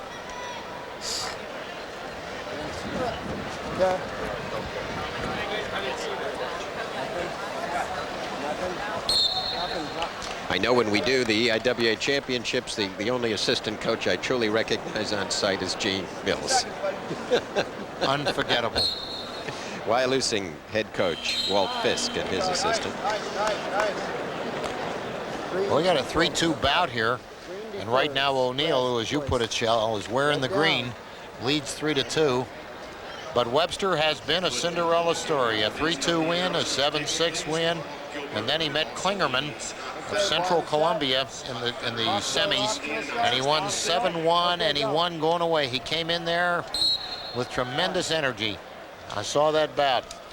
I know you gentlemen probably have seen it more than I, but in the Easterns that we televised, I cannot recall ever having seen an Eastern championship where a coach sat in the stands the entire championship, and the assistant coach was on the mat. Ed Carlin, Syracuse's coach, was in the stands, and Gene Mills was on the mat for the whole tournament. Well, usually Eddie has enough warnings against him that he can't come down on the mat.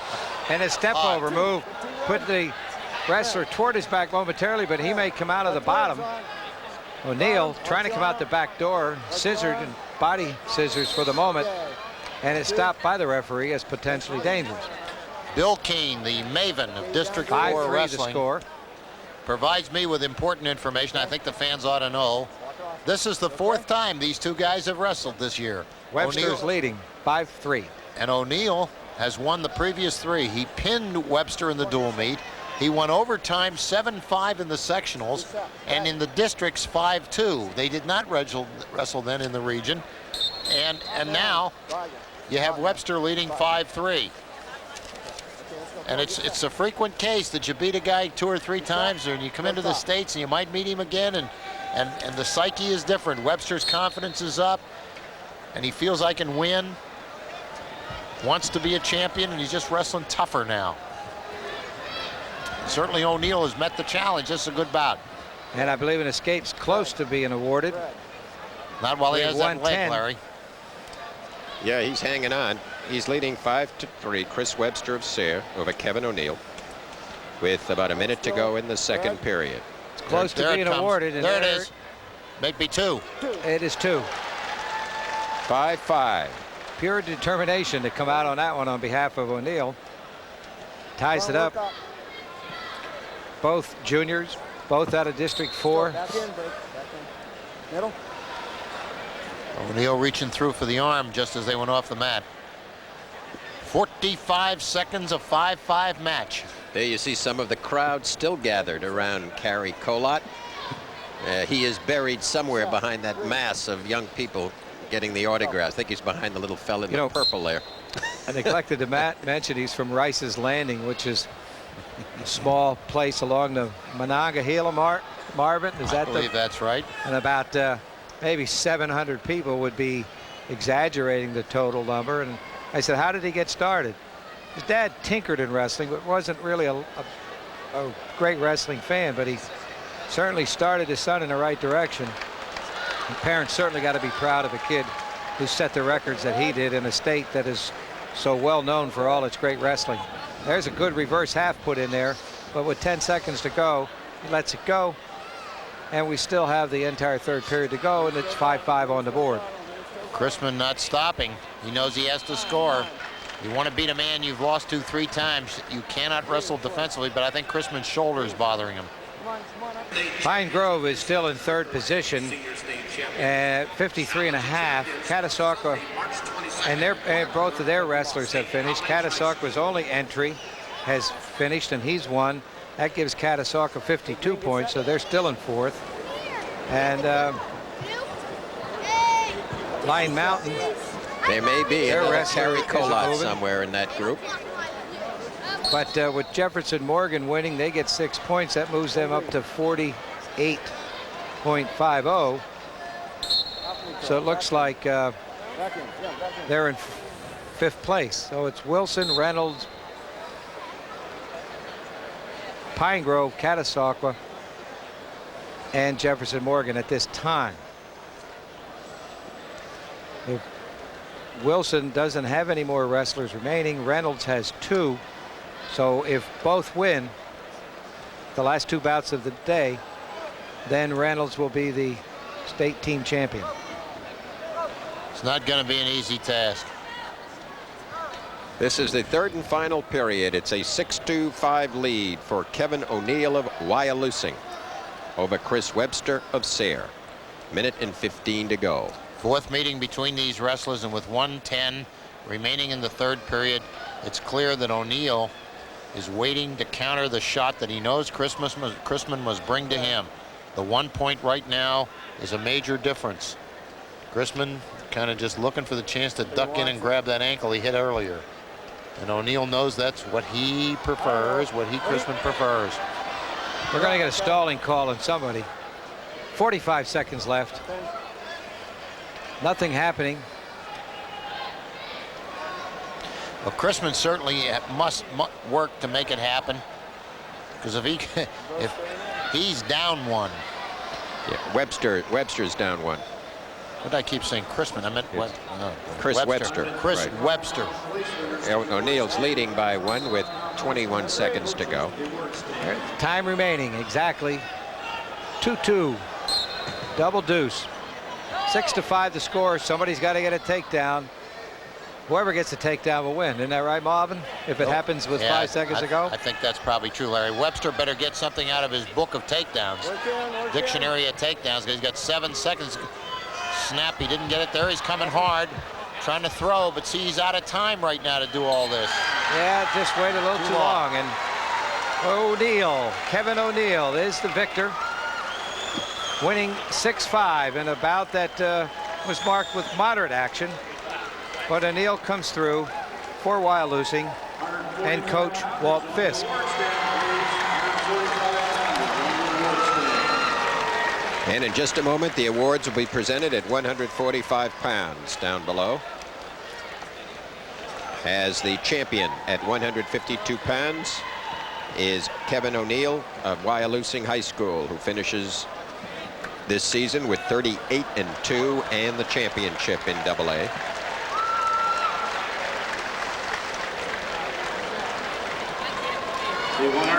And now the award winners at 145 pounds.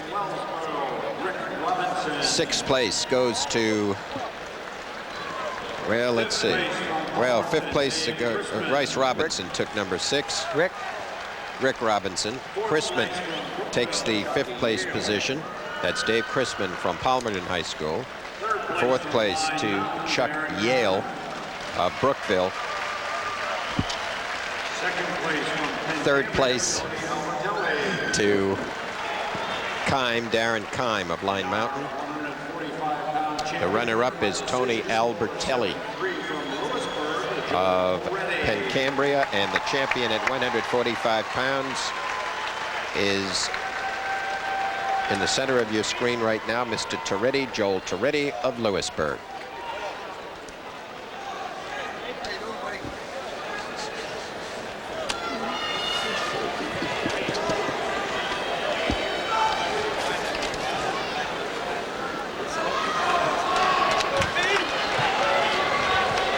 Ready to go now at 160 pounds.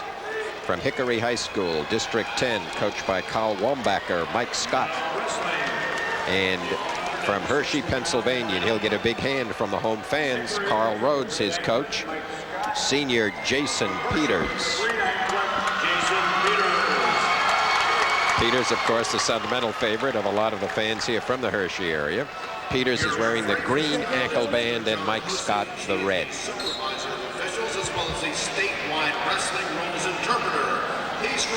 Well, we have a different styles here. They're bobbing and weaving and running and jogging.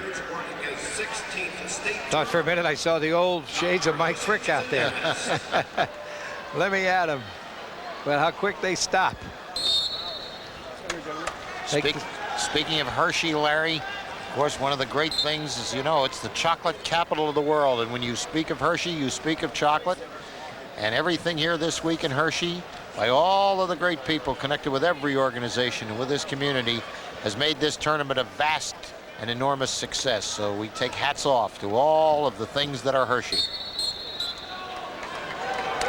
Here you see Carl Rhodes and his assistant at Hershey, District 3 school. District 3, of course, Juniata, Perry, Dauphin, Lebanon, Cumberland, Franklin, Adams, York, and Lancaster counties.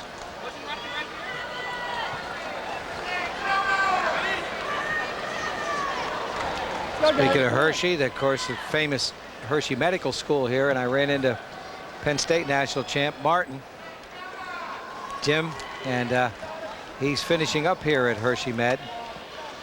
And he's still looking youthful, and I suggested to him to take his internship at St. Luke's in Bethlehem. That way he could wrestle 118 for Lehigh.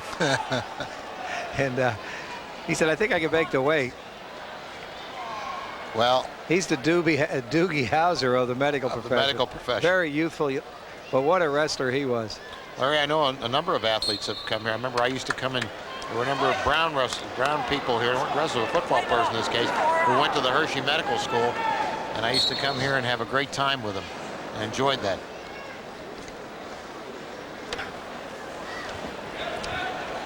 Bananas to you, Marv. 20 seconds ago, no score. That's an inside joke for the fans because I was about to put that down there. I was being criticized because they mark third place on these programs, and it says third place, but Mr. Siegel, who used to be able to read when I knew him in 1952, 40 years ago, the first time, used to be able to read, but now takedown imminent, but he sees numbers.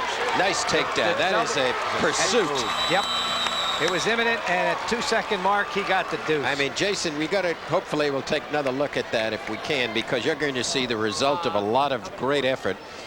Jason Peters absolutely pursuing Mike Scott, and then a very fine takedown. Peters is a guy who beat Kyle Werkheiser, the defending champion at this weight class. In an excellent bout, 3-2. Peters also won a heck of a bout in the very first round against Steve Giordano from Kane. Won it 4-2. Peters never quits. He's a go-go wrestler. He's a Toma type. Here the edge again, a 2-0 lead for Jason Peters. Career record of 97-13, and Mike Scott has a career record of 102-19. Peters placed 6th last year at this weight class, so he's tournament tough.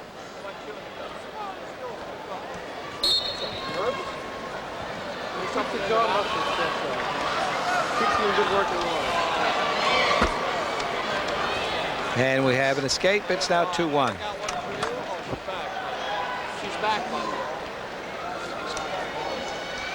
Peters sets himself up in the center of the mat. Official in charge of this mat is referee-in-chief Dr. John Hosage. Here's something interesting about Jason Peters. I think he's the only wrestler in this tournament who's beaten 3 people, and each one of those people placed in the wrestlebacks. Sven Wetzel of Liberty, third. Kyle Werkheiser, a fourth, the former state champ, and now Giordano of Kane, a fifth. Well, they got a little stalling call there. Now they're ready to go again. A minute to go in the second period. It's a 2-1 lead for the wrestler with the green anklet, Jason Peters of Hershey. But my point is, you can have as many timeouts as you want, as long as it doesn't exceed a total time of 2 minutes.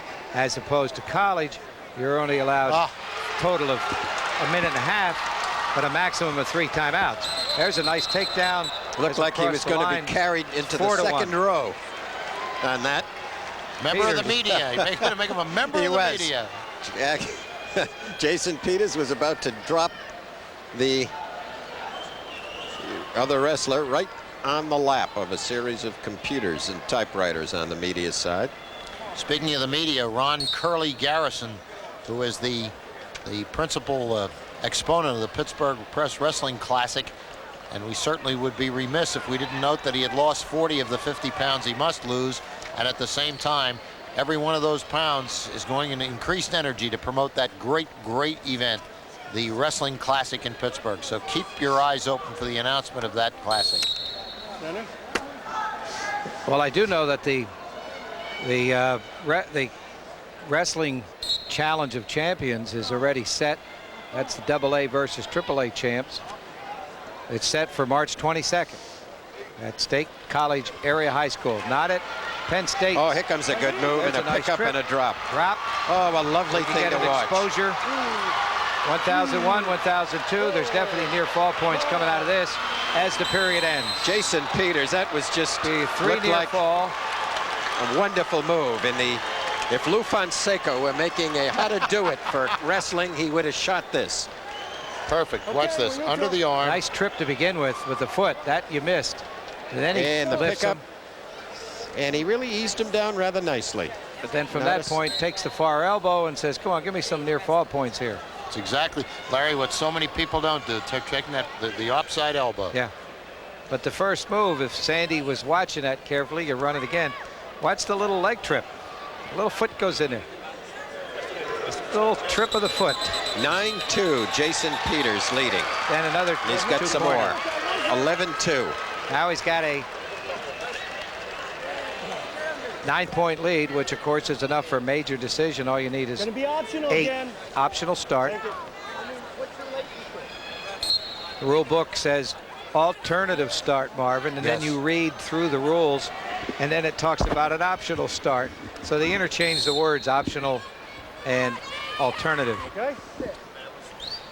Are you sure? Dr. Osage is looking into his eyes. 132 in the match. Near the edge. So if you're going to that Wrestling Challenge of Champions, it's not at Rec Hall at Penn State. It's at State College Area High School.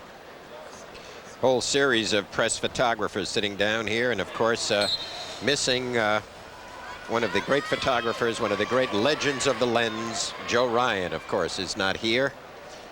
Joe covers all of Lehigh University, and we tried to pick up the Buddha artifact and bring it here, but we were not allowed to bring it out of the city for this 105 remaining, and a nice comfortable 8-point lead for Jason Peters. Larry, has Hershey ever had a state champion? You look in your program, and I think it lists the schools and the champions. Well, another better champion than Red Campbell, of course, but depending what you're talking about. Larry, in modern time. Okay. And you're talking about 1840. Actually, Marvin, that's why we have you here. You're supposed to be answering those questions, not asking them. Peters scrambling away with 35 seconds and an 8-point lead. Just doesn't want to get hurt with anything. Get into a bad posture here. Get lateraled. Hold it. Peters looked up at that point as if to say, why are you stealing my head guard? Why do you want it? I'm not giving souvenirs away. There's 28 seconds to go, and Michael Scott of Hickory Northwest region of the state. Looking at the clock, says I'm down 8. Do I have one move? May 20th through the 23rd. Let's go. Mike Scott is back on the mat, and now Jason Peters comes out to go the final 28 seconds of this match. Peters leading by 8. And Scott will have to do something unorthodox and dramatic. Just trying to get him into a throwing position. Well, he has the headlock, but then loses it. And we got 2 because the supporting points were his hands. There's 16 that makes seconds. it 13-3. Optional again. See John Osage saying optional. What's that saying, Larry? Never throw with a thrower? 13-4. No, my best expression is never pass up a bar. Look at this. And there's Wow, another throw. great move. Right to his back. Near fall points. Will be 2 more. That's a What a finish. That What a should be finish for Jason Peters. 17-4. And a real display as Peters has come from 6th place to 1st place. Well, they have so much here in Hershey, and now they have a state champion in Jason Peters. This is becoming the ever-complete community. Now let's look at this final move, and this is all with just a few seconds to go. Trying to find out when the last one was. Hats off to Peters. Hit that hip, whipped it up through, good underarm, gone. 6th place at 152 pounds, Brian Klingerman of Central Columbia. 5th place goes to Rich Herzog of Palmerton. 4th place to Todd Bennick. 3rd place from Ridgeway Of and Peterson. Todd Bennick from Tri-Valley. 3rd place Sayre, Chris Webster. was Dan Peterson of Ridgeway. 52-pound Chris Webster is the runner-up from Sayre and the champion at 152 pounds, Class AA for 1992, Kevin O'Neill from Wyalusing. We'll be back with continuing coverage of the best in high school wrestling in America, the PIAA Championships, only here on your Pennsylvania Public Television Network station. Stay with us.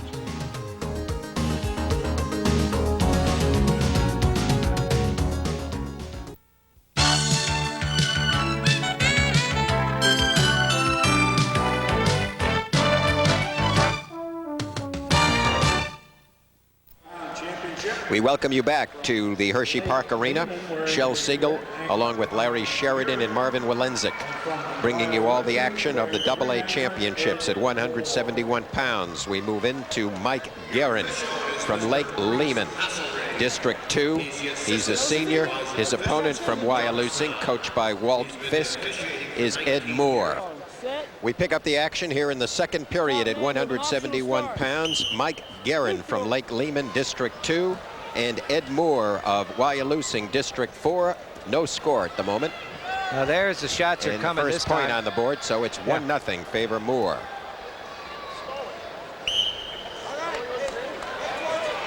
One of the things I think, again, which is probably apparent to the fans, but they deserve the credit, is the absolutely phenomenal work of our camera crew in the way they capture the tournament, and the people in the truck and the directors. I just think that it's impossible to assemble a team of professionals like this who can put on this kind of program, and there's nobody does it better than 39.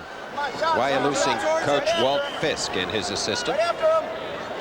Again, in deep, working hard to get it. Still working. We'll end up in that stalemate situation. Reach over the top and grab the ankle. No control, Still working. No control. Still working. No control. No control. See, once he reach over the top and grab that ankle, that's a that's a situation where you could technically call stalling. He grabs the ankle for nothing. John Osage, again, who you saw earlier, as we mentioned, was the referee in charge, has really assembled once again a wonderful group of officials for this tournament. He always does. There are some people, though, that we do miss, like Freddie, no change. Richardson, who has been a long-time fixture. We miss seeing Freddie. Nice trip. He's been looking for that back heel, but he's off balance. He got out of balance, and he could be trapped with a cradle. And he got the cradle. Well, we may have our first pin here. We may have our first pin. Let's see. He's got a lot of time, and he did. How about that? How about that? That's amazing. Ed Moore comes from underneath, literally, to catch Mike Guerin of Lake Lehman, and gains the only fall of the day so far with the cradle. 326. We'll try to get another look at that for you, and we see Happy Coach. We'll look at it. It's got a deep single.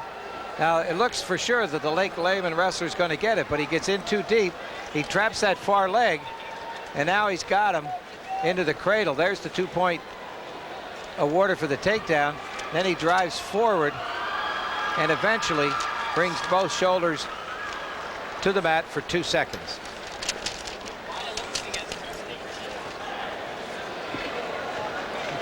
Wyalusing with their second state champion of the tournament in Ed Moore. And he'll be back next year. So will Kevin O'Neill. Awards being presented now. Wyalusing will return, 2 champs. 160-pound class. 6th place, Kyle Folweiler. Takes the 6th place from Kutztown. 5th place goes to Steve Giordano of Kane High School.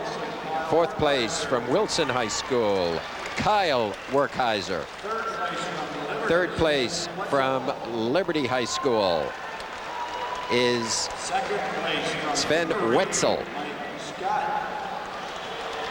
The runner-up is Mike Scott of Hickory, and the champion, 160 pounds, 1992 AA.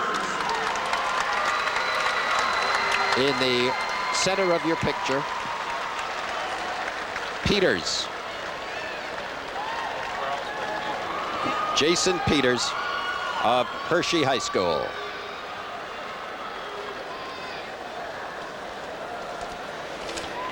Well, that was some move on the part of Moore, who got beat 12-5. So that's probably one of the most remarkable things about the sport of wrestling.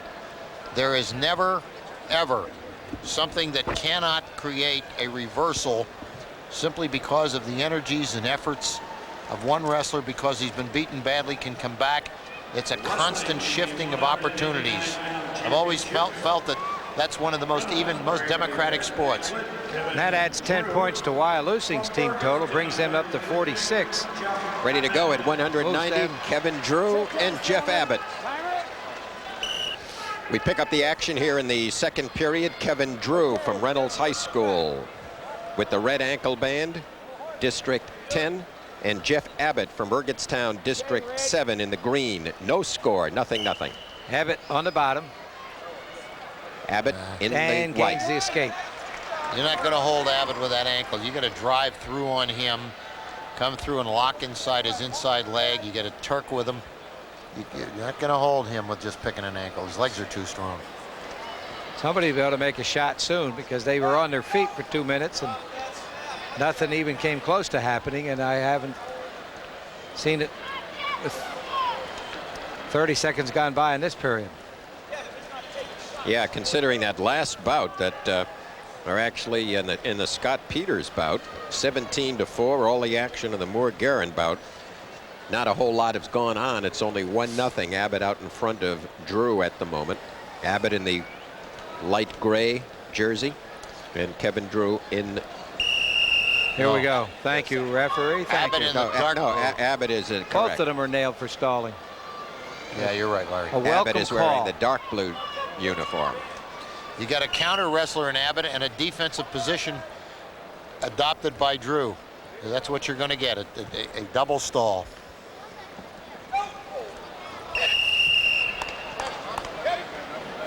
Reynolds coaching staff, Brian Hills and his assistant.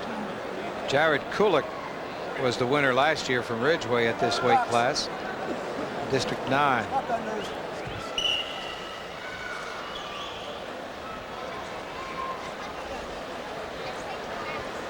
and beating. Again, as Abbott. Marvin mentioned, you see great counter moves by Jeff Abbott near the edge of the mat, but no points on the board. Let's do it right here, Rose. Let's Abbott do it. is a very Why don't you intelligent stay in wrestler, there? and he has a sense of where the Stay in mat there. is for his own protection. He frequently will move with his back to the edge, and he'll look for a shot there. He'll come back with Drew. Frankly, I'd hit them both with a stalling call again, because there's nothing other than feigns. Ron Fleming knows what that is. I used to kid Ron for his great feigns. He got to the finals of the Nationals feigning, but it was a good move. A little sweep here, a little sweep there. They look good, but they don't mean anything.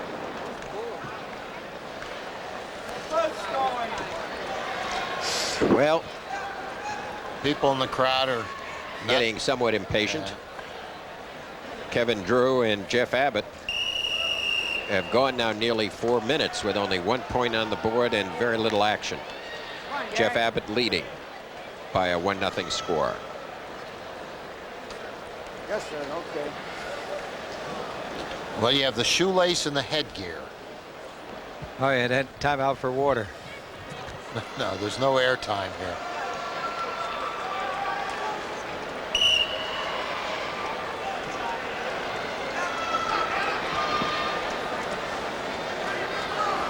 There's the first drop deep. But it will not By be Drew. enough, and the period will end, and it will still be 1-0 Abbott. First genuine move in the 4 minutes that have preceded, and we're going to have another water time. Talk to Coach for a minute. Go ahead, son. Now, see, there's a difference when the assistant referee is saying you can spit, but now he's not only spitting, he's going for a drink. And there is a difference. Watched enough college bouts to know when a kid says I got to spit, the referee says, well, what are you taking a drink for? He says, just do your spitting. Pick up the action here in the third period at 189 pounds. Jeff Abbott of Burgettstown, District 7, leading Kevin Drew of Reynolds, District 10, by a score of 1-0. If he escapes, this could be an overtimer. Marv? Well, Abbott in the green ankle band. Abbott can On ride. I'll tell you that right now. This is where Abbott will horse him. We got an injury.